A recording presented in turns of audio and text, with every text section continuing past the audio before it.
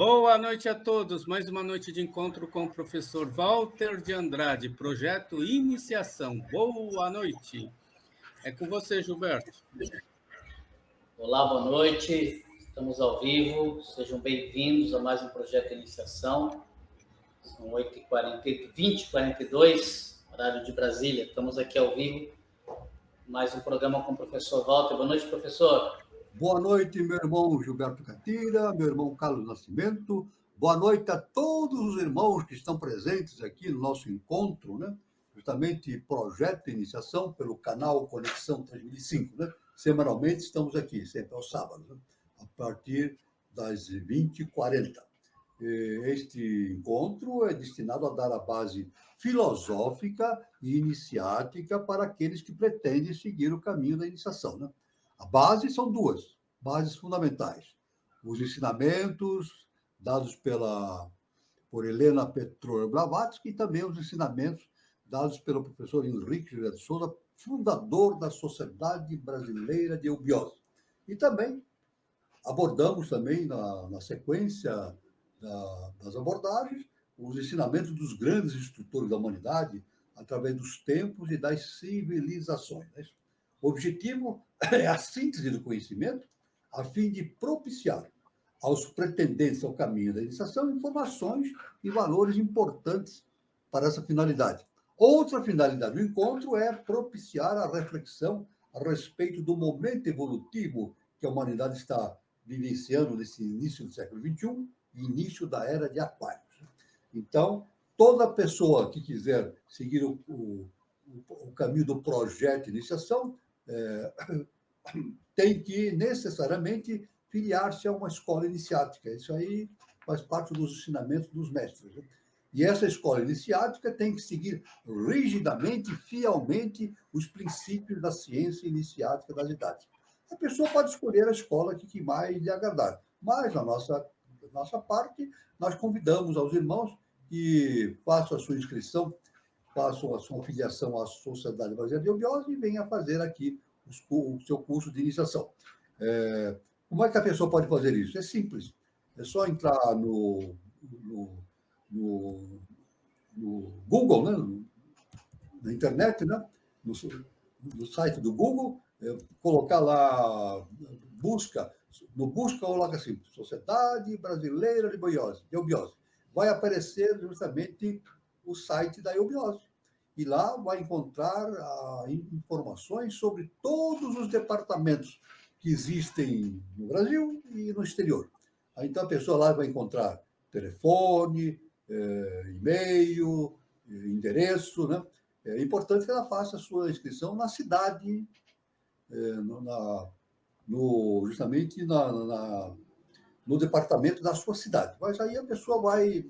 É só conversar lá com o departamento específico, perto da sua cidade, que esses esclarecimentos virão. O início, o projeto de iniciação, justamente dentro da Eubiose, é feito através inicialmente, de 5 graus fundamentais. O primeiro grau fundamental é o grau peregrino. A pessoa começa fazendo o grau peregrino. Depois faz mais 4 graus, totalizando 5, e no final desses 5 graus, a pessoa tem a possibilidade de se tornar membro efetivo da Sociedade Brasileira de Eubiose. Então, ela pode participar de ritualísticas, de reuniões, palestras públicas e internas, e mais do que nunca, ela tem a possibilidade, tem o direito, inclusive, né, de ler as revelações do nosso augusto mestre e professor Henrique José de Souza. São milhares e milhares de páginas à disposição das pessoas que entram na Eubiose, se filiam à Eubiose. Então, está o convite que nós fazemos. Muito bem. Aqui nós continuamos, então, nesse sábado, né, dia 23 de setembro, com o nosso caminho justamente do projeto Iniciação. Como sempre nós falamos, nós abordamos na parte fundamental do programa justamente as questões relativas à antropogênese, ou o surgimento das raças-mãe aqui na face da Terra, né? Então, mas sempre numa parte inicial, nós fazemos observações, comentários a respeito de muitos assuntos importantes que dão a base e a sustentação para esse conhecimento iniciático, né? Então, isso é muito importante a gente falar sobre essas bases, né? E o primeiro assunto que eu queria me referir agora, e nós queremos nos referir, nesse início de encontro, é justamente um nome muito importante, que é justamente os lípicas. Lípicas, né? Lípicas são os registradores celestes, os escrivães, aqueles que registram cada palavra proferida e cada ação executada pelo homem enquanto vive nessa terra.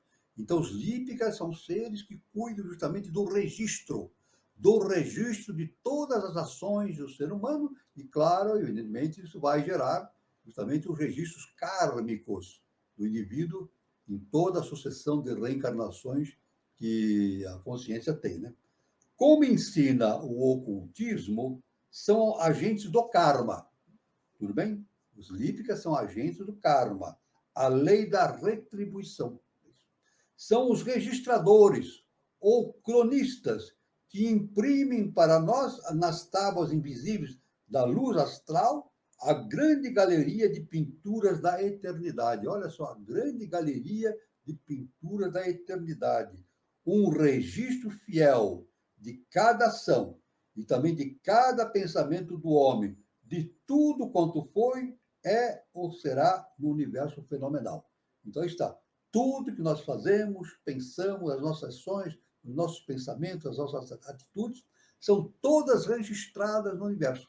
E um dos veículos para que esses registros ocorram é justamente são esses seres, chamados lípicas. Né? Como está expresso em Isis Sem Véu? Isis Sem Véu é um trabalho excepcional de Helena Petrova Blavatsky. São 6 livros que devem ser lidos por todos aqueles que estão justamente no caminho do projeto de iniciação. Como está expresso em Isis Sem Véu, este lenço divino e invisível é o livro da vida. Os lípicas pesam os atos de cada personalidade no momento em que se efetua a separação definitiva de seus princípios no Kama Loka e fornece ao homem o molde de seu corpo etéreo futuro, molde ajustado às condições kármicas que hão de formar o campo da sua próxima vida. Então, tudo aquilo que é proveniente, esses registros ficam registrados nos chamados átomos permanentes. Então, quando a pessoa desencarna, esses átomos permanentes são recolhidos para o corpo causal. E numa nova reencarnação, esses átomos permanentes recolhidos no corpo causal vão sendo expelidos do corpo, vão saindo do corpo causal e formando novamente os corpos hiperfísicos da nova reencarnação. Então, forma-se o corpo mental, o corpo astral, o corpo vital, e o corpo vital é o molde, justamente, do corpo físico denso. Então, é claro que esses átomos permanentes, eles contêm o registro retido pelas lípicas e dá justamente o refluxo, né? A consequência kármica nas vidas subsequentes que ocorrem para o ser humano e para todos os seres do universo. Como os lípicas são aqueles que, desde a mente universal, projetam na objetividade o plano ideal do universo, sobre qual os construtores reconstroem o cosmos, após cada pralaya, são aqueles que correm juntos com 7 anjos da presença ou espíritos dos astros, sendo assim os escreventes diretos da ideação eterna ou pensamento divino, como a denomina Platão. Então, a gente vê que no universo nada acontece por acaso. Isso aí o nosso mestre, o professor Henrique de Souza, nos ensina. Nada acontece por acaso. Tudo acontece sobre a orientação da lei cósmica justa e perfeita. Mas essa lei ela é redistribuída, é aplicada através das hierarquias superiores e as hierarquias mais terrenas, né? E os lípicas fazem parte desses seres, né, que conduzem justamente a aplicação da lei kármica através do processo kármico de distribuição das atitudes de vida em vida. Então, aí vem a importância que existe nestes seres que nós chamamos lípicas, né? Que é muito ensinado com bastante ênfase justamente na ciência iniciática das idades. Um outro assunto que nós vamos abordar aqui é sobre a questão dos livros. Nós sempre falamos sobre muitos livros da antiguidade, né? E os livros a gente cita livros e mais livros, são coisas muito importantes, extremamente importantes, que contêm o registro dos ensinamentos dos grandes mestres através dos tempos, de todas as histórias antigas, de todas as profecias, etc. Todo o conhecimento iniciático das idades se registra através dos chamados livros. Como exemplo deste assunto, nós temos aqui o livro de Dizian, que é justamente Helena Petrova Blavatsky. Ela faz o desenvolvimento da cosmogênese e da antropogênese na doutrina secreta, é justamente baseado nos livros de Dizian, que são conhecimentos vindos dos mundos internos, né? De Agartha, né? E já no tempo do Tibete, né? A HPV esteve no Tibete, ela esteve nos mundos internos no Tibete e nos trouxe esses ensinamentos. Aliás, Helena Blavatsky diz que não é ela diz o seguinte, que não é ela que que dá o conhecimento, ela serve de veículo para os mestres, para as hierarquias superiores, ela serve de veículo para distribuir esses conhecimentos na face da Terra. Assim, ela deixou bem claro nos seus escritos, né? O livro de Dizian, então, este livro cujo nome deriva da palavra sânscrita Dhyan, significa meditação mística, é o primeiro volume dos comentários sobre as 7 folhas secretas do Kyuté, um glossário das obras públicas do mesmo nome. Olha que importante, hein? Na biblioteca de qualquer mosteiro, lá no Oriente, pode-se encontrar na posse dos monges Gelugpa tibetanos 35 volumes de Kyuté para fins esotéricos e para uso dos leigos. E, além disso, 14 livros de comentários e anotações sobre os mesmos, escritos por mestres iniciados. Esses 14 livros de comentários, alguns dos quais são de antiguidade incalculável, contêm uma recompilação de todas as ciências ocultas. Podemos dizer que esses livros, que nós estamos nos referindo, começando pelo livro de Dizian, eles estão contidos nos mundos internos. Então, o que quer que aconteça na face da Terra, motivo das guerras, das invasões, né, que os países sofrem por vezes, né, guerras, invasões, destruição de mosteiro, destruição de documentos, etc., tudo ocorre na face da Terra, a destruição. Mas a base, o fundamento fica guardado nos mundos internos.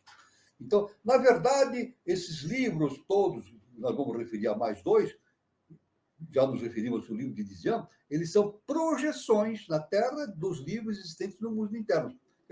Ou seja, tudo que nós temos na face da Terra é proveniente dos mundos internos. E o que está nos mundos internos é justamente proveniente dos arquétipos universais. São formas universais, protótipos, né? São formas, chamados arquétipos, que são descidos da divindade em direção da face da Terra e constituem depois os livros nos mundos internos e depois são projetados para a face da Terra, para que os seres humanos tenham a possibilidade de estudar nessas fontes de conhecimento. Um outro livro também muito importante, que a gente está sempre falando, e agora nós estamos dando uma definição mais profunda, né? É o livro de Enoque. Livro de Enoque, rechaçado pelos judeus. Um livro que foi rechaçado pelos judeus e declarado apócrifo pelos cristãos. O livro de Enoque. Ele foi recusado pelos judeus e declarado apócrifo, sem importância pelos cristãos, né? Atribui-se-lhe grande importância devido à menção dos mesmos no versículos 14 e 15 da epístola do apóstolo São Judas, e também por ser citado por vários santos padres da igreja primitiva. São citados por vários santos da igreja primitiva, né? A igreja primitiva, eu digo aí, os primeiros 300 anos após o desaparecimento de Jesus o Cristo da face da Terra, né? Então aí a gente determina essa fase de existência da igreja, chamada igreja primitiva, uns 300 e poucos anos depois da saída de Jesus da face da Terra.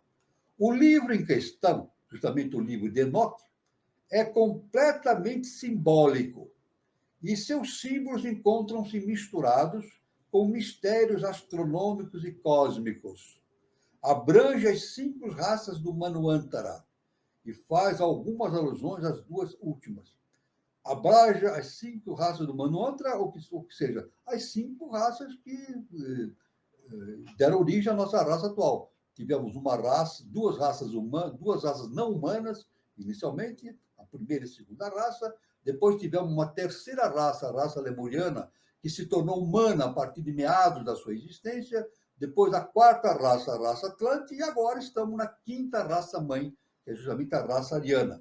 Então, é dito então que o livro de Enoque abrange as 5 raças desse Manvantara, desse período de evolução que nós estamos passando, justamente nesse ciclo antropogenético, e faz algumas alusões às 2 últimas raças-mãe que temos conhecimento, a raça Atlante e a raça ariana, na qual nós participamos, né? Não contém, pois, profecias bíblicas. O livro de Enoque não contém profecias bíblicas, mas simplesmente fatos retirados dos livros sagrados do Oriente. E é evidentíssimo que as doutrinas dos evangelhos e também as do Antigo Testamento foram copiados inteiramente do livro de Enoque. Então, a gente vê, por esse sentido, da sequência dos conhecimentos, que nada acontece por acaso, né? As raças vão acontecendo, né? Uma vai dando origem à outra, na sequência das 7 raças. Estamos na 5ª raça-mãe, a raça ariana, depois surgirá uma 6ª raça-mãe, depois uma 7ª raça-mãe, é isso? Justamente a raça dourada, a 6ª raça-mãe, a 7ª raça-mãe, a raça alada, terminando o atual Manvantara. Manvantara, que compõe somente o ciclo evolutivo das 7 raças-mãe, conforme nos mostra o conhecimento da antropogênese. Então, a gente vê que nada acontece por acaso. Esses conhecimentos contidos nesses livros, eles não foram escritos simplesmente por uma pessoa numa determinada época, não. Eles foram recebidos. Esses conhecimentos foram recebidos por veículos em cada momento da história e trazidos para o momento atual. Então, evidentemente, todos esses conhecimentos vêm de Atlântida, vêm da Lemúria e vêm dos planos superiores, das hierarquias superiores. Ou seja, o ser humano não inventa nada. O ser humano não cria nada, não inventa nada. Nós recebemos esses conhecimentos a partir das hierarquias superiores. E é claro que os seres de consciência superior, justamente dos mundos internos e as hierarquias superiores, vão registrando esses conhecimentos nesses documentos específicos, né? Antigos, nos quais fazem parte esses livros que nós estamos citando, né? Já citamos o livro de Dizian e o livro de Enoque. Um outro também livro que nós queremos citar é o livro de Jó. Livro de Jó. Por vezes, na nossa encontro, a gente fala sobre o livro de Jó. É o livro da iniciação por excelência. Não se encontra exposta sob forma simbólica. Ou seja, nesse livro, se encontram expostas sob forma simbólica as terríveis e longas provas pelas quais passa o neófito. Então, o livro de Jó conta isso aí, né? As provas pelo qual o neófito, aquele que pretende seguir o caminho da iniciação, tem que passar para, evidentemente, chegar no cume do seu desenvolvimento, né? Com relação à Terra, que é o adeptado, né? Atingimento de um nível em que a consciência, tornando-se adepta, deixa de ser humano para ser super-humano. Então, é isso que é contido no livro de Jó. Toda vez que ele fala do livro de Jó, a gente já sabe o que é isso, né? Um outro livro também de uma enorme importância, inclusive encontra-se à venda aí nos meios de venda das editoras, né? é justamente o Livro dos Mortos. Livro dos Mortos. É uma antiga obra ritualística e oculta atribuída a Thoth Hermes, justamente onde? Egito. Foi encontrado nos ataúdes das múmias antigas, né? Das múmias. É uma coleção de orações divididas em 165 capítulos. Estas preces deviam ser recitadas pelo defunto para salvar sua alma nas suas provas de além-túmulo e purificá-la no juízo final. Assim diz a tradição do Egito, né? A respeito do juízo. Por isso que é chamado o Livro dos Mortos. Né? Com este fim, cada múmia possuía em seu ataúde um exemplar mais ou menos completo deste livro. Faz parte, né? Os arqueólogos sabem disso, né? E sempre, quando se vai fazer uma pesquisa de uma múmia, perto do sarcófago, está lá guardado o Livro dos Mortos, ou uma parte dele. Né? O exemplar típico publicado é a reprodução de um manuscrito da Antiguidade, porém a redação de alguns de seus capítulos remonta a épocas muito antigas. Então, aí está, então, esse livro encontra-se à disposição, à venda, nas redes de distribuição dos livros, né? Nas livrarias, né? Aí pode ser comprado, né? e lido. Isso é muito importante, essa leitura. Né? Então, aí está algumas referências a respeito dessas importantes conceituações. Um outro assunto também, como nós estamos nos referindo à evolução cósmica, e toda vez que nós nos referimos à evolução cósmica, nós falamos a respeito do Logos. Logos, né? Então, agora, nós vamos ver justamente a definição, o que significa Logos. Aliás, isso aí, a gente sabe que nós temos o primeiro Logos, segundo Logos, terceiro Logos, né? Brahma, Vishnu, Shiva. Justamente em aspecto trino, que condiciona a nossa existência atual, no nosso mundo objetivo. Né? Então, o Logos vem do grego, né? É a palavra grega, né? Vindo do grego. É a divindade manifestada em cada nação e povo. Vamos ver novamente? É a divindade manifestada em cada nação e povo, é o Logos. A expressão anterior ou efeito da causa que permanece sempre oculta ou não manifestada. Aliás, a gente deve citar que, em grego, o Logos está no singular. Né? Quando a gente fala vários Logos, é Logoi. O plural no grego é Logoi. Né? Assim, a linguagem é o Logos do pensamento. A linguagem é o Logos do pensamento. Por isso, se traduz corretamente com os termos verbo e palavra em seu sentido metafísico. Aí vem também a noção, então, do verbo, da palavra, no sentido metafísico. Né? Saído das profundezas da existência una, do inconcebível e inefável um Logos, impondo-se um limite, circunscrevendo voluntariamente a extensão do seu próprio ser, torna-se o Deus manifestado. E, ao traçar os limites da sua esfera de ação, determina também a área de seu universo. Então, Logos significa a ação do eterno, né? Da consciência superior, se é que a gente pode chamar de consciência, porque está além do nosso conhecimento, isso, né? Então, lá está contido todo o conhecimento, e também ele determina as áreas específicas de ação logóica, de ação da divindade em cada setor do universo. Então, é isso que ele determina. Não? Logos determina as áreas específicas do processo de evolução em todo o universo. Tanto o nosso universo, que é o sistema solar, e em todos os outros sistemas solares existentes pelo universo afora, em outras galáxias e assim por diante. Né? Dentro de tal esfera, que provém do Logos, evolui e morre este universo, que no Logos vive, move-se e tem o seu ser. Então, o universo vive dentro desse universo, que é o Logos. Né? Ele se move e tem a sua existência vinculada a esse Logos. Né? A matéria do universo é a emanação do Logos. Tudo que é de material no universo é a emanação do Logos. E suas forças e energia são correntes de sua vida. Então, Logos, justamente, é o início da corrente, de toda a vida manifestada, né? Que desce como vida energia e sobe de volta à casa do Pai como vida consciência. O Logos é imanente em cada átomo, é onipenetrante, veja que interessante. Tudo o sustenta, tudo desenvolve. Então, a gente pode aí, logo, pode verificar que a manifestação da divindade, a unidade produz a diversidade, mas é muito importante. Com chamada a divindade, ela produz a diversidade, mas não se divide.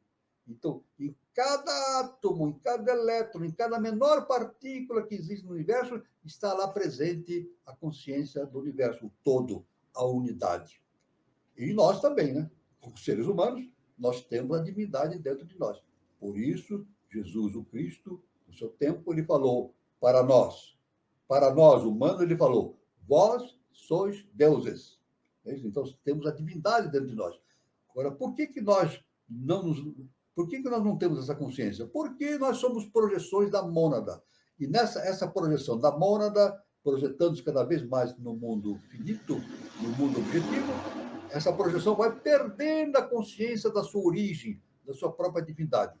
E o que nós temos que fazer, justamente, a volta à casa do Pai, é relembrar essa nossa essência, da nossa divindade. Por isso, sempre falando de Jesus o Cristo, né? Ele nos disse, conhecereis a verdade e a verdade vos libertará. Conhecer a verdade é conhecer o Deus que existe dentro de nós. E conhecendo o Deus que existe dentro de nós, nós nos libertamos. Essa verdade nos liberta. A verdade nos liberta do quê? De nós mesmos, da nossa própria consciência. Ou seja, nós superamos as limitações da nossa consciência e nos tornamos seres super-humanos. Isso, através de um processo da iniciação, que o ápice, logo após a existência humana, é justamente o estado de adepto. Né? É o princípio, ou origem e fim do universo, Logos. Né? Sua causa e objeto, seu centro e circunferência. Está em todas as coisas e todas estão nele. O Logos solta-se de si mesmo, manifestando em sua forma tríplice. O primeiro Logos, raiz ou origem do ser. Dele procede o segundo Logos, manifestando os dois aspectos da vida e da forma, a primitiva dualidade, que constitui os dois polos da natureza, entre os quais há de tecer a trama do universo. Vida, forma, espírito, matéria, positivo, negativo, ativo, receptivo, paixão dos mundos. Por último, surge o terceiro Logos. Então, são 3 Logos, né? Brahma, Vishnu, Shiva. São 3 Logos, provenientes justamente da consciência superior. Né?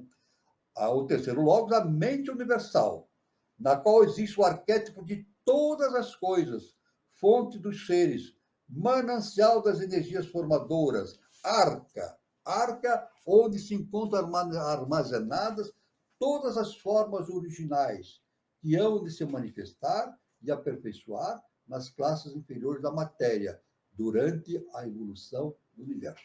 Então, a gente vê que na manifestação, nessa unidade, apesar de que a partícula não tenha consciência da sua unidade, da sua divindade, mas nessa partícula está contida toda a potencialidade do Logos e da consciência superior, né? Do eterno. Né? Em outros termos, nós podemos falar o seguinte, do absoluto, ou seja, do para-Brahman, a realidade única, Sat, que é, por sua vez, o absoluto, ser e não ser, procede, então, o que procede dessa unidade do absoluto, de para-Brahman? Primeiro, surge o primeiro Logos, o Logos impessoal e não manifestado. Precursor do manifestado. Esta é a causa primeira, o inconsciente dos panteístas europeus. Em segundo lugar, aparece o segundo Logos, espírito, matéria, vida, o espírito do universo, Purusha e Prakriti. E, em terceiro lugar, então, surge, claro, o terceiro Logos, a ideação cósmica, Mahati ou inteligência, a alma universal do mundo, o número cósmico da matéria, a base das operações inteligentes em da natureza, também chamaram de Mahabodhi. Então, a gente vê aí uma coisa muito importante, por isso que é importante a gente ter essa concepção. Né? A matéria é muito difícil, muito extensa, né? Esse assunto da ciência iniciada das idades é de uma complexidade muito grande. Mas uma coisa é evidente, facilita o nosso entendimento no momento em que nós nos preocupamos em entender como as coisas funcionam. Isso é muito importante, eu alerto a isso. A importância fundamental daquele que está no caminho da iniciação, também desenvolvendo o seu projeto de iniciação, é procurar ter uma base fundamental a respeito de como funciona o universo. Depois, os outros conhecimentos vão se acentuando, vão aparecendo e vão se encaixando nessa estrutura. A estrutura é muito ampla, é universal. Então, uma forma muito interessante de estudo é essa. Primeiro, procurar entender como o universo funciona no seu conjunto, e depois, à medida que os conhecimentos vão penetrando na nossa consciência, eles vão se encaixando nessa estrutura, dando cada vez mais um entendimento mais perfeito daquilo que nós temos que entender a respeito do universo, das coisas, da existência e assim por diante. Então, o logos planetário dá origem a essa determinação que chama-se logos planetário. O logos planetário. Cada mundo ou planeta tem seu próprio logos. Veja bem, cada mundo ou planeta tem seu próprio logos, que o rege e o faz evoluir. Este logos, que chamaremos planetário, extrai da matéria do sistema solar emanada do mesmo tudo que é necessário para a sua existência. O emanado do logo central. Ele traz do logo central para a vida objetiva tudo que é necessário, né? E traz também os toscos materiais de que necessita e os elabora mediante suas próprias energias vitais, especializando assim cada logos planetário e matéria de seu reino procedente de um depósito comum. Então, é saber como funciona a questão do logos, né? Justamente essa ligação que existente entre o logos e a nossa vida objetiva. Tanto que aquelas consciências que são veículo do logos para a consciência humana direta, né? Inclusive mestres, né? São chamados de planetários, né? Planetários. Então, por exemplo, nós temos o quinto Deus, né? O quinto Deus, né? O quinto Deus não pode se manifestar diretamente na Terra, né? Mas ele emite de si um planetário que chama-se Lúcifer. Já emitiu, e a nossa história humana tem sempre a presença, a gente sempre está analisando esse fato, né? A presença de Lúcifer durante a evolução do ser humano. Então, essas projeções desses deuses que vêm do segundo trono, essas projeções chamam-se planetários, justamente que dá origem a essa questão essa percepção do logos planetário. Veja bem, então, essa questão importante desses conhecimentos. Né? Outro fato muito importante que devemos verificar é justamente uma palavra muito importante chamada lótus.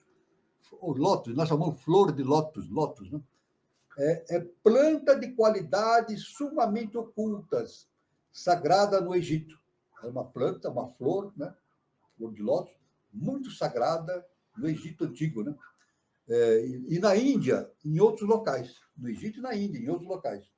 Chamam-na filho do universo, que leva em seu seio a semelhança de sua mãe. Houve um tempo em que o mundo era um lótus de ouro. Vamos repetir? Houve um tempo em que o mundo era um lótus de ouro, diz a alegoria. Uma grande variedade desta planta, desde o majestoso lótus da Índia até o lótus do pântano, é o Dioscorides grego, é usado como alimento em Creta e outras ilhas. É uma espécie de ninfoea, introduzido no Egito e na Índia, onde não era nativa. Então, o lótus como símbolo universal. Essa é importante, entender o lótus como símbolo universal. Os egípcios viram no lótus um símbolo do renascimento do sol e da ressurreição. Por esse motivo, colocam-no sobre a cabeça de Horus, é representado saindo do cálice dessa flor. Então, eles representam Horus, o deus Horus, saindo do cálice dessa flor, do lótus. Isso é bem importante no conhecimento iniciático do Egito Antigo e da Índia. Então, isso é muito importante. Na ciência iniciática das idades, está sempre fazendo referência justamente ao lótus, à flor de lótus e assim por diante. Isso é muito importante, esse conhecimento. Né? Então, vamos continuando aqui. Agora, como falamos do quinto senhor, né? O quinto senhor, o segundo trono emite sete deuses, 7 senhores. E o quinto senhor, justamente, é a quinta manifestação desse segundo trono. Né?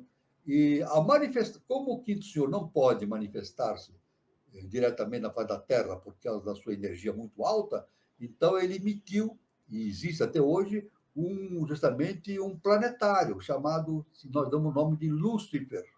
E é justamente agora que nós vamos ver algumas coisas. O assunto é muito vasto, né? Nós podíamos ficar falando sobre Lúcifer aqui, um curso inteiro sobre Lúcifer, devido à extensão do conhecimento. Mas, em poucas palavras, vamos ver aqui alguns conhecimentos a respeito de Lúcifer, o planetário. Né? O planeta Vênus, considerado como a brilhante estrela matutina. Lúcifer é relacionado ao planeta Vênus. Antes de Milton, o escritor Milton, né? Lúcifer nunca havia sido o nome do diabo. Isso não existe. Não existe essa ligação, pelo menos no Evangelho, né? Aliás, no Evangelho, nem na Bíblia, nem no Evangelho, cita-se Lúcifer. Cita-se Satanás. Satanás é citado, mas Lúcifer não é citado. Né? É citado apenas a estrela matutina. Vênus é citado na Bíblia. Então, a ciência iniciática faz uma relação entre justamente a Lúcifer e a estrela matutina. Pelo contrário, visto que no Apocalipse foi o Salvador cristão, faz dizer de si mesmo: eu sou a resplandecente estrela da manhã, ou Lúcifer. É isso? O Evangelho de João. É isso? O Evangelho de João, o Apocalipse, existe lá um registro, né, em que Lúcifer diz o seguinte: eu sou a resplandecente estrela da manhã, ou Lúcifer. Um dos primeiros papas de Roma possuía tal nome, e havia até no século IV uma seita cristã denominada os Luciferianos. Lúcifer vem de Luciferos, portador da luz, aquele que ilumina, e corresponde exatamente à palavra grega fósforos. Fósforo, né? Então, ao contrário do que nos diz a religião, ligando Lúcifer ao mal, a ser uma entidade satânica, não. Lúcifer é o portador da luz, aquele que conduz a luz. É isso? Lúcifer é aquele que conduz a luz. A igreja dá ao diabo o nome de trevas, enquanto no livro de Jó chama-se Filho de Deus, a brilhante estrela matutina Lúcifer. Aliás, existe uma grande confusão nessa questão de trevas e luz. Trevas e luz. É isso? A gente pode imaginar, através da religião, que trevas é o mal, né? O mundo das trevas, o mundo dos mal. Mas não é assim. Não é assim. A gente vê na Bíblia, lá em Moisés, né? Ele dizia, no princípio era tudo trevas. Ou seja, no princípio era tudo trevas porque não existia polaridade. Não existia, não. A polaridade não estava expressa diretamente no mundo. Né? Agora, Deus, no momento, segundo Moisés, disse assim, faça-se a luz. Aí, então, o que ele faz? Ele pega as trevas e faz a polaridade. Das trevas surge a luz e a sombra. Aí sim. Agora sim. Das trevas, que é o princípio do equilíbrio, surge a luz e a sombra. Então, Deus, através do poder da palavra, Deus dá origem à luz e, claro, dá luz à sombra também, né? Pela polaridade. A igreja A igreja dá ao diabo o nome de trevas, enquanto que no livro de Jó chama-se Filho de Deus, a brilhante estrela matutina, Lúcifer. Há toda uma filosofia de artifício dogmático devido ao fato de que o primeiro arcanjo que surgiu nas profundezas do caos foi chamado de Lux, Lúcifer, o luminoso filho da manhã, ou aurora mavantárica. Veja só. A igreja transformou em Lúcifer ou Satã, porque é anterior e superior a Jeová, e tinha de ser sacrificado ao novo dogma. É isso. Lúcifer é o portador da luz da nossa terra, tanto no sentido físico quanto místico. Na antiguidade e na realidade, Lúcifer ou Luciferus é o nome da entidade angélica que preside a luz da verdade, o mesmo que a luz do dia. Lúcifer é a luz divina e terrestre, o Espírito Santo, e Satã ao mesmo tempo. Está em nós. É a nossa mente, nosso tentador e redentor, o que nos livra e salva do animalismo puro. Sem este princípio, emanação da mesma essência do puro divino princípio Mahat, que é a inteligência, que irradia de um modo direto da mente divina, com toda certeza, não seríamos superiores aos animais. Lúcifer e o Verbo são um só, em seu aspecto dual, equivale ao Esanas Sukra da Índia. Então, a gente vê então, a importância do entendimento dessa questão de Lúcifer. Lúcifer, que é justamente o planetário do quinto senhor. É isso? A gente vê, inclusive, no Antigo Testamento, né? No Antigo Testamento é dado como a queda dos anjos, né? Num determinado momento houve a queda dos anjos, que corresponde justamente à descida de Lúcifer e toda a sua hoste, a sua hierarquia, nos tempos da terceira raça mãe lemuriana, né? Em meados da terceira raça lemuriana, essa hierarquia luciferina ou luciferiana desceu, citada na Bíblia como a queda dos anjos, para possibilitar a ativação da tríade superior naquela espécie lemuriana, dando origem à primeira raça humana, que surgiu, a raça lemuriana, depois de meados da sua evolução.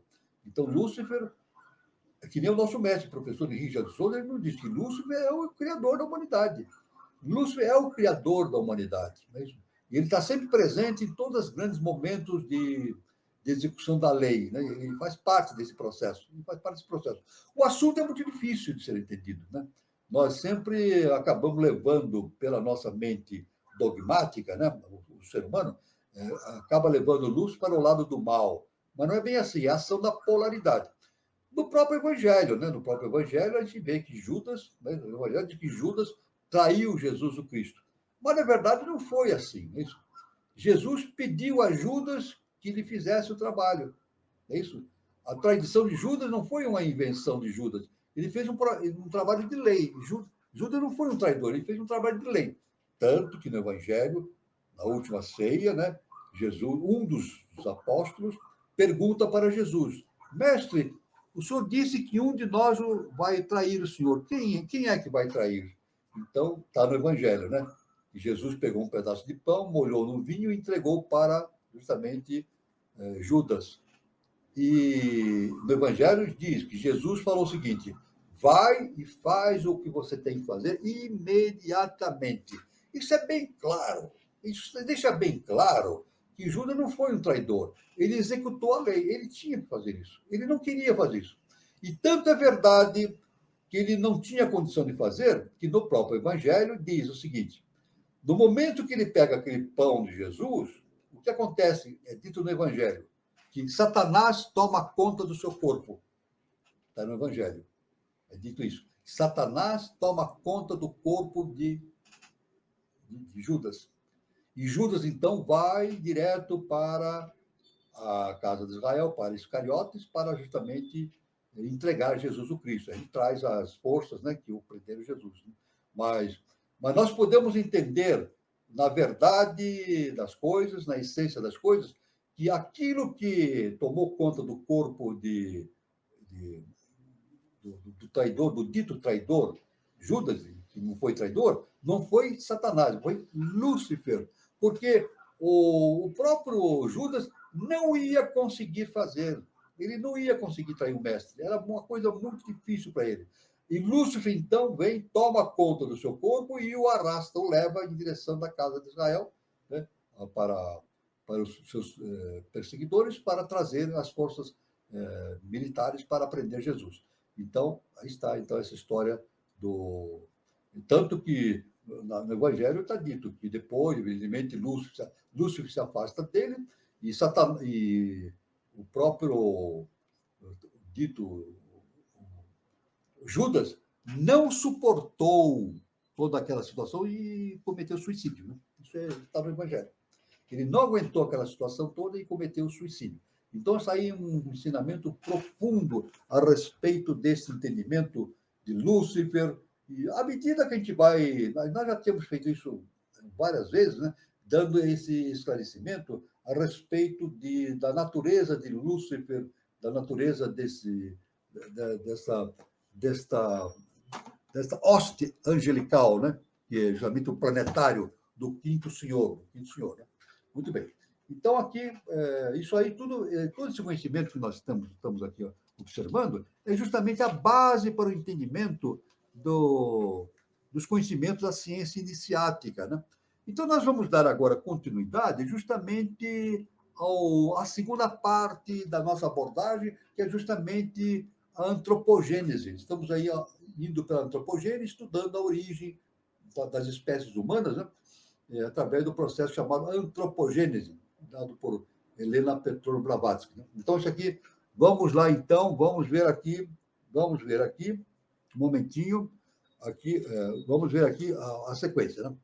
Vamos ver os grandes magos, vamos ver aqui, os grandes magos, continuando, os grandes magos da quarta e quinta raças eram chamados serpentes e dragões, e são os descendentes dos dragões do fogo ou da sabedoria.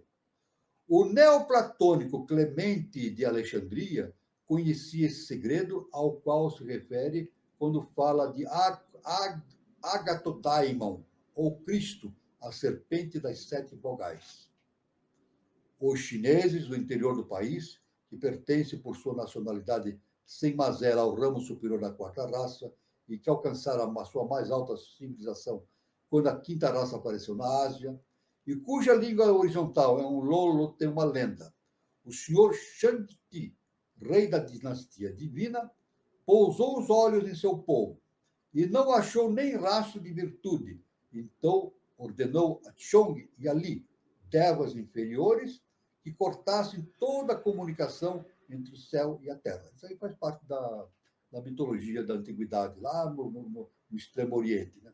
Desde então, cessaram todas as subidas e descidas nos planos da consciência.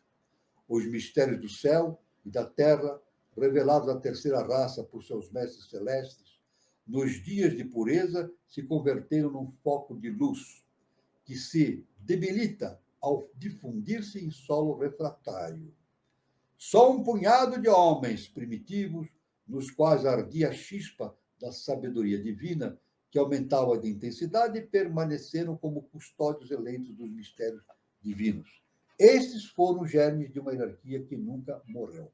Então, a gente vê que tem toda a nossa história humana é provavelmente de germes divinos, de arquétipos, de consciências superiores, né? De seres divinos, que vão projetando na Terra justamente a potencialidade existente na divindade. Né? Dos 7 homens virgens, ou Kumaras, 4 se sacrificaram pelos pecados do mundo, instruindo os ignorantes, para permanecerem até o fim do Manvantara presente. Ainda que invisíveis, sempre que estão presentes, eles são a cabeça e o coração, a alma e a semente do conhecimento imortal, ou seja, Jnana. Nunca fales deles diante da multidão. Olanu. É dito na antiguidade, era dito isso. Nunca fales deles diante da multidão. Olanu. Aliás, o próprio Jesus, o Cristo, pedia para os seus discípulos para não passarem aqueles conhecimentos diretamente ao povo, né? Mas sim levar aqueles conhecimentos para a casa de Israel, porque somente eles poderiam entender. o conhecimento que ele estava passando, né? Ele estava ali justamente para fazer a redenção daqueles seres que estavam ali, presentes na casa de Israel, como remanescentes da Atlântida, né? Na Cabala, a pronúncia no nome inefável de 4 letras é um arcano dos mais secretos, um segredo dos segredos. Esses 4 sagrados são aqueles que, como Shiva, nascem de novo em cada kalpa, com 4 jovens, branco, amarelo, vermelho e escuro. Mais elevado que os 4, só há um na terra, nos céus. É o ser solitário, ainda mais misterioso, o Senhor da Terra. O terceiro olho deixou de funcionar quando o homem mergulhou demasiadamente profundo na matéria. As faculdades postas em atividade pelo exercício oculto devolvem ao homem a posição que ocupava anteriormente com referência à percepção e à consciência espiritual. Ou seja, nós podemos entender, então, que à medida que a humanidade vai evoluindo, ela vai tendendo a decifrar o mistério que existe dentro de si mesmo, né? Ou seja, ela é a divindade. Nós somos deuses, conforme Jesus nos ensinou. Agora, o que nos resta justamente é caminhar pelo sentido do projeto de iniciação, fazer essa descoberta cada vez mais ampla da nossa própria divindade, conhecer a divindade que existe dentro de nós mesmos. Isso é muito importante, né? Então, essas faculdades, né, nos dada pelas essências superiores, né, devolve ao homem a posição que ele ocupava anteriormente com referência à percepção e à consciência espiritual. Ou seja, devolve à consciência que está no plano humano a possibilidade de voltar à casa do Pai. Como Jesus falava, né, na parada do filho pródigo, né, que a tendência nossa é voltar à casa do Pai. O que é a casa do Pai? Brahma, primeiro trono. Primeiro logos, nós já falamos, né? O que é Brahma? Primeiro logos. A nossa mônada reside em Brahma. Ela está em Brahma. E de lá ela projeta, todas as mônadas projetam, fazem projeções de si até os mundos mais densos, até chegar no mundo da matéria densa, no qual nós começamos o nosso processo de elevação espiritual. Então, e aí vai através do processo evolutivo, vai evoluindo através da matéria do mineral, do vegetal, do animal, e agora no nominal, o ser humano, com tendência para que nos tornemos, então, adeptos, ou seres super-humanos, tendendo, depois de nos tornarmos seres super-humanos, sermos assim, quase celestiais, e depois nos tornarmos a casa do Pai, a casa celestial, que realmente a volta à casa do Pai, né? Um determinado estudioso chamado Visconde de Fagnier, chamado título pela HPB, né, Helena Blavatsky, desenvolve uma teoria muito racional sobre as formas da humanidade futura e também das pré-históricas. Então, a Blavatsky cita essa citação desse autor, né? Quem sabe que formas serviram de veículo ao ego em rondas remotas? Uma pergunta. Assim como o homem físico astral dependeu de entidades de classe subhumana desenvolvida de tipos animais para seu renascimento, assim também o homem físico etérico encontrará, entre as ordens preciosamente formadas que procedem do plano etérico, um tipo ou mais, que desenvolverão para suas sucessivas encarnações, quando se deem formas procriadas, processo que incluirá só gradualmente toda a espécie humana. Então, processo gradual de evolução. Nada acontece por acaso. Tudo vai acontecendo dentro de um plano universal de evolução. Muito importante também citar que não acontece a involução. A evolução, aliás, no próprio Espiritismo, desde o tempo de Kardec, né? Allan Kardec, os espíritas sabem disso, né? Allan Kardec deixou bem claro nos seus livros, né, que a evolução não existe. E realmente isso é básico na ciência iniciada das idades. A involução não existe, somente a evolução. Pode existir um estacionamento. A consciência pode estacionar durante séculos e séculos, num determinado nível de consciência, sem evolução. Isso realmente é uma coisa terrível, não evoluir, né? Ficar estacionado. Mas é claro que durante esse processo em que a consciência fica estagnada, a lei do karma age através de seus recursos, dando ímpetos para que a consciência humana desperte e volte novamente ao seu processo evolutivo. Então, a evolução não existe, somente tudo é para frente, para cima, né? O homem foi depósito de todas as sementes de vida nesta ronda, tanto animal como vegetal. Até a aparição do homem nesta ronda, a vegetação era uma espécie distinta de agora e completamente etérea. E isto pela simples razão de que nenhuma erva nem planta podia ser física antes de haver animais e outros organismos que exalassem ácido carbônico que a vegetação tem de absorver para seu desenvolvimento, manutenção e crescimento. São coisas interdependentes em suas formas físicas concluídas. Então, existe uma ligação. Isso é muito importante para entender como as coisas funcionam. Existe uma ligação absoluta entre o reino mineral, o reino vegetal e o reino nominal, e outros reinos superiores, né?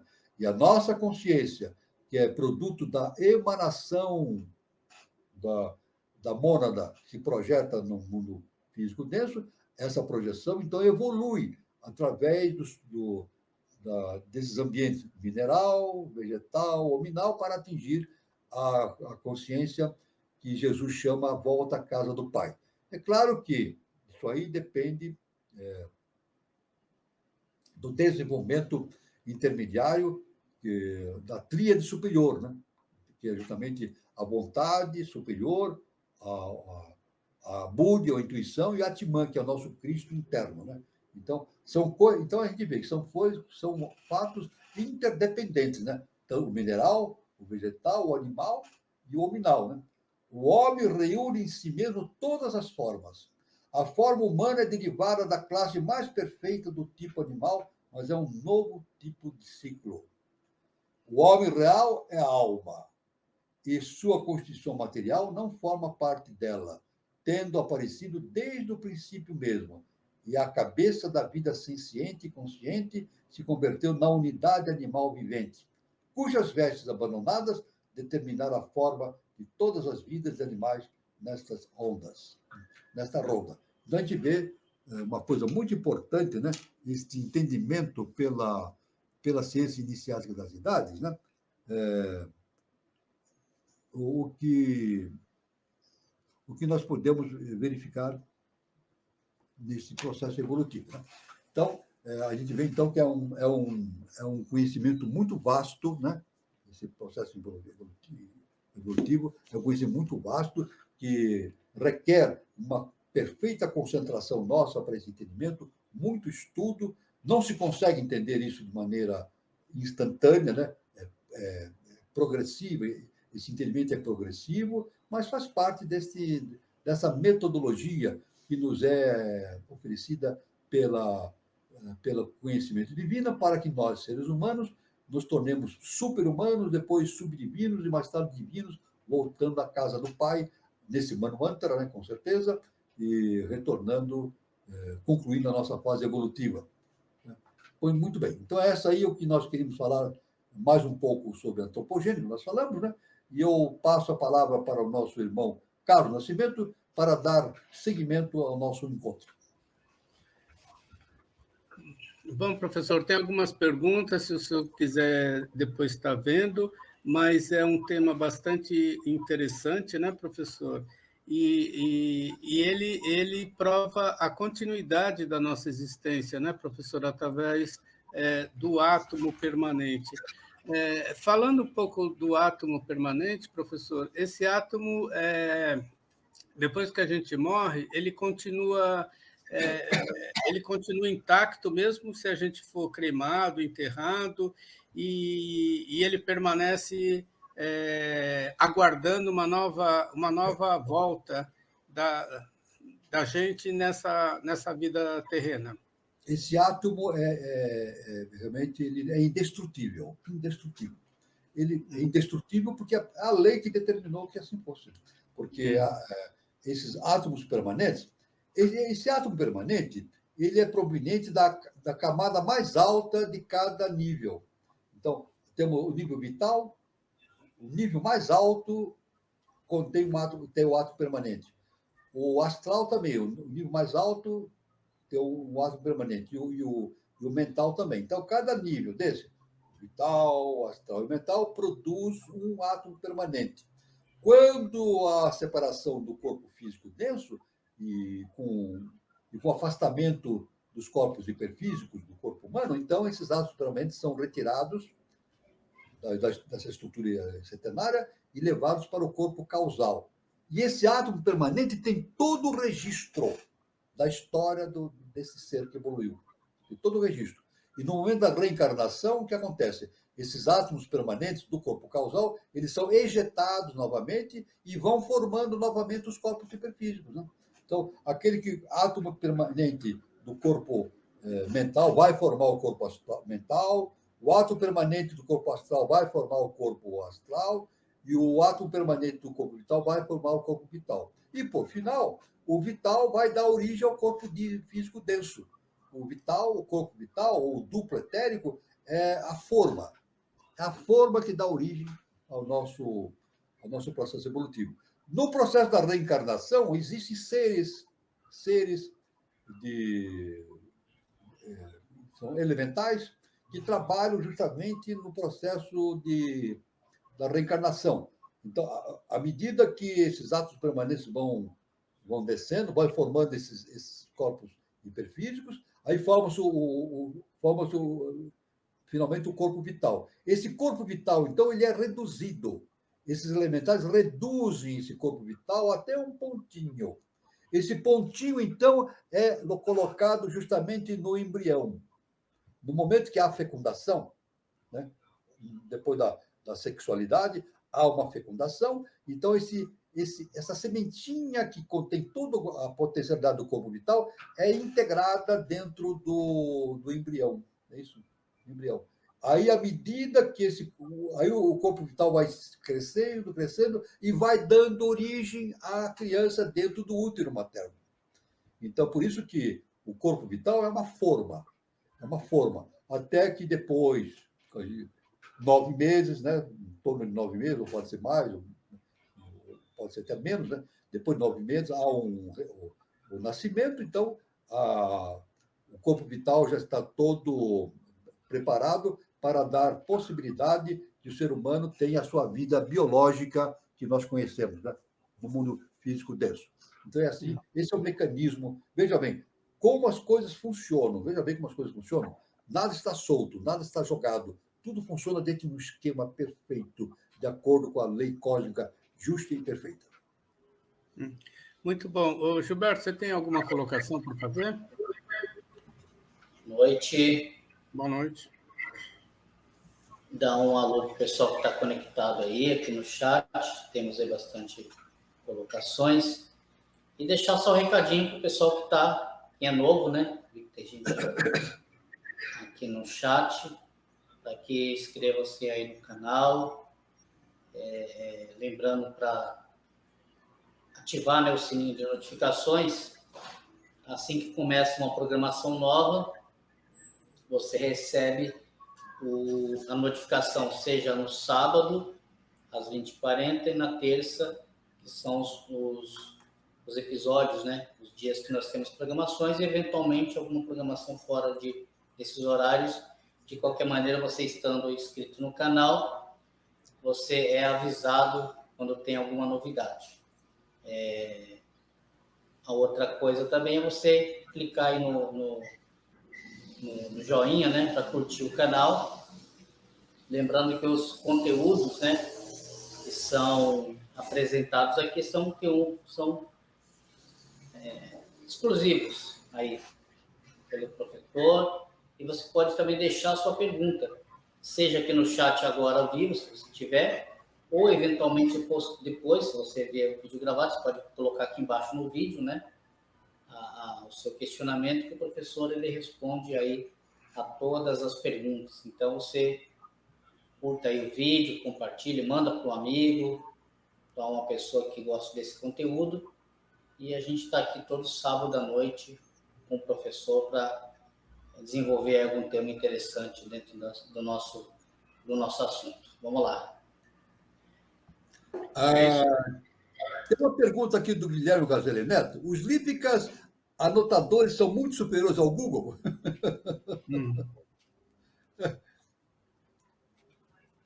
Eu quero fazer uma observação. Esse aqui, ó. Anotadores são muito superiores ao Google. Foi uma informação assim bem humorada do nosso irmão Guazelli Neto, né? Mas eu vou aproveitar esse bom humor do nosso querido irmão Guazelli Neto para dar uma informação importante, né? Os lípicas são superiores à informática, são infinitamente superiores. Não tem. A gente dá uma importância à informática. Uma informação que eu quero dar, uma informação não é um conhecimento iniciático, sem dúvida importante. As pessoas falam muito hoje justamente na inteligência artificial, não é verdade? Eu vejo frequentemente a inteligência artificial, porque estamos ampliando a inteligência artificial, porque um dia vai ter uma inteligência artificial, e muitos dizem até que o ser humano corre o perigo de ser dominado por uma inteligência artificial. Eu quero dizer o seguinte, pontualmente, inteligência artificial não existe e jamais existirá. Ponto final. Inteligência artificial não existe e jamais existirá. Isso faz parte da imaginação do ser humano, daqueles que trabalham na computação, na informática. Isso é imaginação. Inteligência artificial não existe. Eu vou fazer uma citação. Por que não existe? O nosso mestre, professor Henrique de Souza, disse o seguinte: a inteligência do homem é a projeção de Deus nele. Tudo bem? A inteligência humana é a projeção do Espírito de Deus no homem. Vamos repetir? A inteligência do ser humano é a projeção do Espírito de Deus no homem. Então, a inteligência é proveniente da divindade. Agora, a inteligência, para que a inteligência se desenvolva no mundo objetivo, é necessário que existam veículos. Então, é necessário que exista um corpo físico denso, um corpo hiperfísico, etérico, um corpo astral, um corpo mental e assim por diante, né? E uma tríade superior também, né? Que tem as suas funções. Então, não é possível existir uma inteligência na face da Terra, que é a projeção da divindade, sem a existência desses veículos, que é também projeção de arquétipos universais. Então, essa é a resposta essa pergunta do bom humor do nosso querido irmão Guazelli Neto. Eu aproveitei para dar essa informação muito importante a respeito dessa questão de inteligência, né? Eu posso até... Agora, vou dizer o seguinte, inteligência. Eu posso dizer, uma minhoca tem muito mais inteligência que um computador. Porque, veja bem, a inteligência provida da divindade é infinita, infinita. Não há nada que possa não há inteligência que possa ser produzida a não ser através da projeção divina. E não há máquina que consiga fazer isso. Não há máquina. Isso aí é apenas imaginação da mente dos seres humanos que trabalham na informática. É pura imaginação. É totalmente impossível existir a inteligência artificial.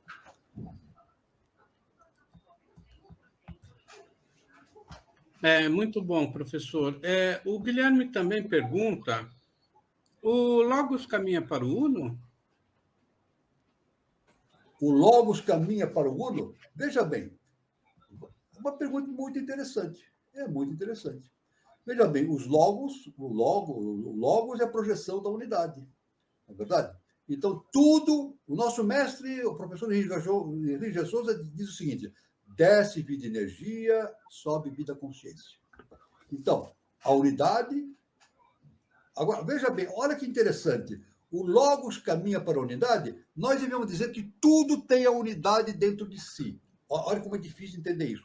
Tudo que existe tem a unidade dentro de si. Pode ser um elétron, um átomo, um próton tem a unidade, como nós temos a unidade dentro de nós.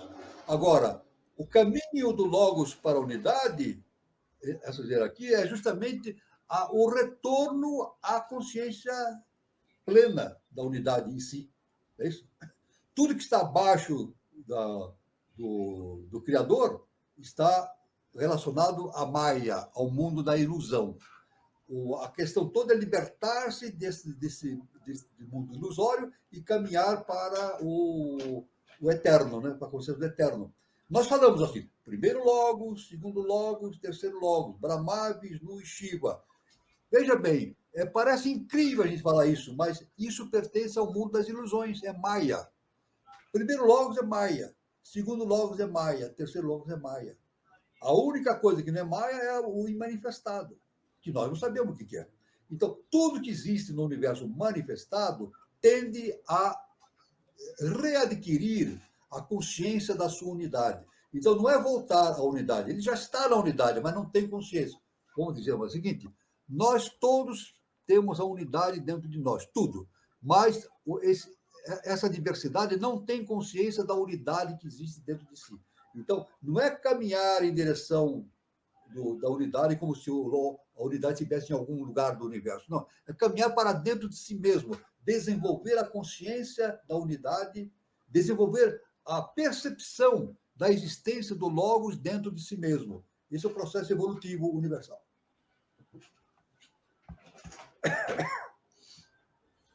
Muito bom, professor. Dando sequência aqui, ele também pergunta o seguinte: Lúcifer introjetou a glândula pineal nos lêmures? Isso é importante. Diz a antropogênese que os lemurianos eles tinham um olho só no centro da testa.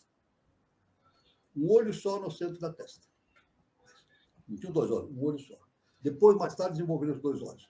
Mas esse olho central na testa, ela introjetou-se para dentro da cabeça humana, justamente, e hoje essa potencialidade que existia de percepção do olho, desse terceiro olho, introjetou-se para a glândula pineal. Então, a glândula pineal, justamente, é a glândula da espiritualidade no ser humano. A glândula pineal é a glândula da espiritualidade do ser humano. Isso é importante. Então, isso aí, é claro que quando Lúcifer, na sua descida com os anjos caídos, né, trouxeram a possibilidade do desenvolvimento objetivo da tríade superior, ele, claro, determinou o caminho para o desenvolvimento da pineal no cérebro humano, né? Então, isso é muito importante. Existe essa relação, sim. É o que eu posso responder para o nosso querido irmão Guilherme Vazelli Neto. Ele também coloca o seguinte, professor: o primeiro Brahma é o agora? Não, Brahma é o primeiro trono. Agora ele está falando. Veja bem, nós temos o Sol central, acima do Sol central, para Brahma, tudo aquilo que está em cima, né?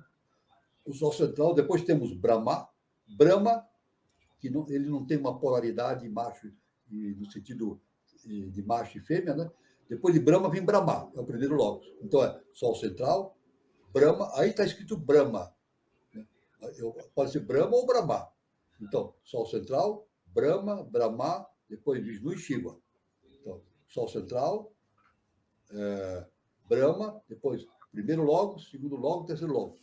Então, o agora é justamente essa condição da percepção da eternidade, da divindade dentro de si mesmo. O aqui e agora é isso, né? O primeiro Brahma é o agora. Isso é muito difícil da gente responder sem a gente observar que o Brahma, o Brahma, também estão no processo evolutivo. Eles fazem parte do mundo maiávico, né? Estão nesse processo de desenvolver o seu pleno conhecimento da unidade que existe dentro de si, né? Então, a unidade é o aqui e agora. Tanto que a HPB ela denomina o eterno não de ser, mas a seidade, né? Aquele que é e não é ao mesmo tempo. Agora, pergunta: é possível a gente entender, dentro da esfera de conhecimento humano, o que é ser e não ser ao mesmo tempo? É possível entender isso? É praticamente impossível, por enquanto, a gente entender o que é ser e não ser. Tanto que Helena Blavatsky, ela criou uma palavra, a seidade é um neologismo. Se nós formos ao dicionário, as pessoas podem ir no dicionário, tem dicionário aí publicado na internet, né? Pode ir lá e coloca seidade. Escreve lá, seidade no dicionário. Vai aparecer assim, palavra não encontrada. Não existe. Essa palavra, pelo menos no português, não existe essa palavra na língua portuguesa. E em lugar de linguagem nenhuma, porque é uma palavra foi inventada por HPB, para dizer o que é ser e não ser. Então, aí está. Então, tudo caminha para justamente essa consciência do ser e não ser, do eterno, né? Seja primeiro logos, segundo logos, ou terceiro logos, e nós, tudo caminha em direção da percepção dessa consciência divina dentro de nós. Muito bom, professor.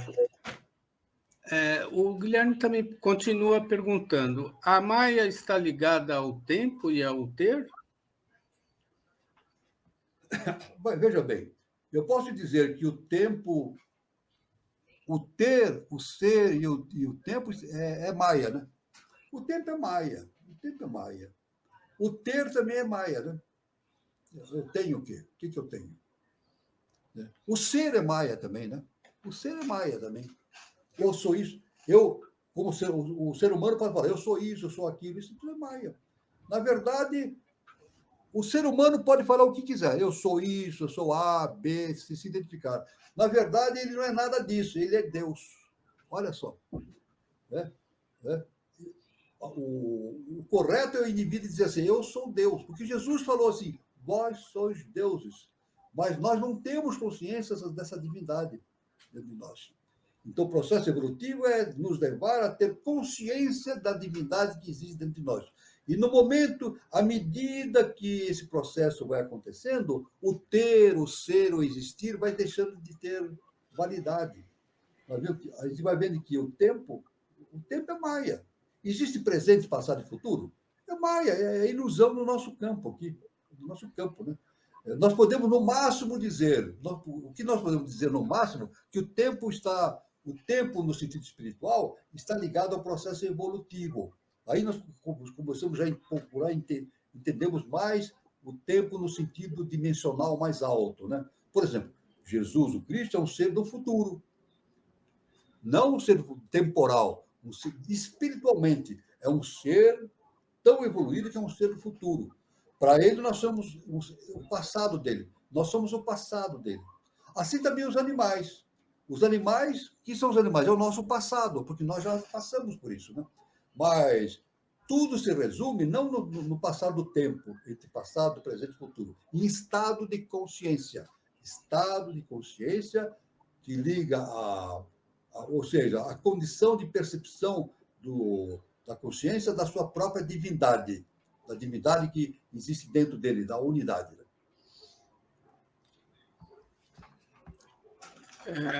É muito bom, professor. E como a gente está falando do ser humano, né, professor, que é uma coisa tão perfeita, né, criada pela divindade, eu gostaria também de tentar entender, professor, como uma criança, por exemplo, que ainda está em gestação, em relação ao aborto, em relação a tudo isso que a gente está falando de átomo permanente, e também a essas crianças que é feita, como se diz, em laboratório, no sentido de inseminação artificial. Tudo isso funciona de acordo com essa lei universal, professor? Tudo isso decorre da lei kármica. Olha, eu baseio no seguinte fato que o nosso mestre falou: nada acontece por acaso. É claro que uma inseminação artificial vai acontecer da mesma forma que acontece numa gestação, né? E lá estarão presentes os seres que vão fazer a ligação do corpo vital com o corpo físico denso. Está tudo ligado karmicamente. Nada acontece por acaso. Uma pessoa que nasce por inseminação artificial, isso não acontece por acaso. Faz parte da lei, ela tem que ser assim. Faz parte do karma dela. É claro que isso aí vai refletir na vida dela, né? Ela vai repensar sobre esse assunto. É um processo dela. Ela vai ter que repensar sobre esse assunto, né?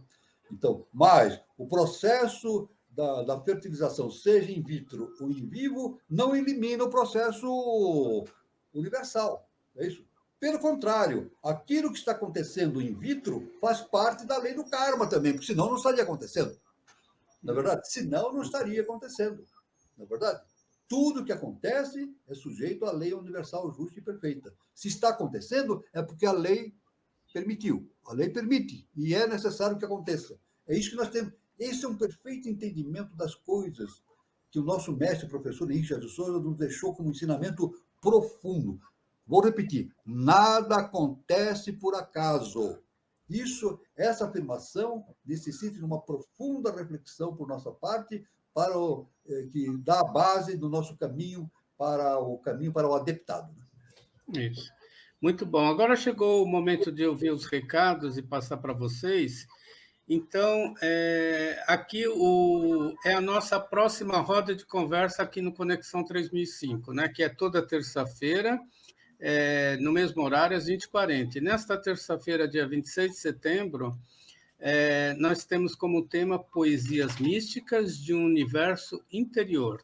A palestrante é a Michele Bianchi, né? Ela é poetisa, e ela vai falar sobre sessão poética com a autora dos livros Murmúrios da Alma e Poesias Místicas, né? Destino, se queres controlar o tempo e a vida, esqueça. Não se controla o incontrolável, o imprevisível, mas inteligente, controle a si mesmo e será o dono do seu destino. Então, o tema é muito interessante, né? E a gente vai,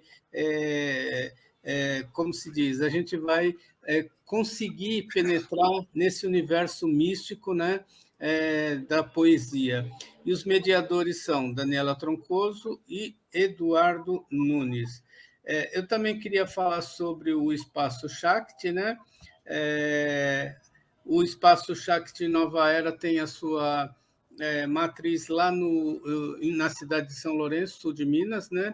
É o Centro de Terapia Holística, Espaço Nova Era. E quem estiver passando por São Lourenço, faça uma visita no Espaço Shakti, na Praça Helena Jefferson de Souza, 38, anexo 1, São Lourenço, Minas Gerais. Para mais informações, tem o telefone, o WhatsApp, tem o prefixo 35, o número é 99756-6874. Lembrando que tem filial no departamento da Eubiose de Brasília, departamento da Eubiose em Santana, e dia 15 de outubro inaugura mais um em São Paulo, no departamento do Sumaré.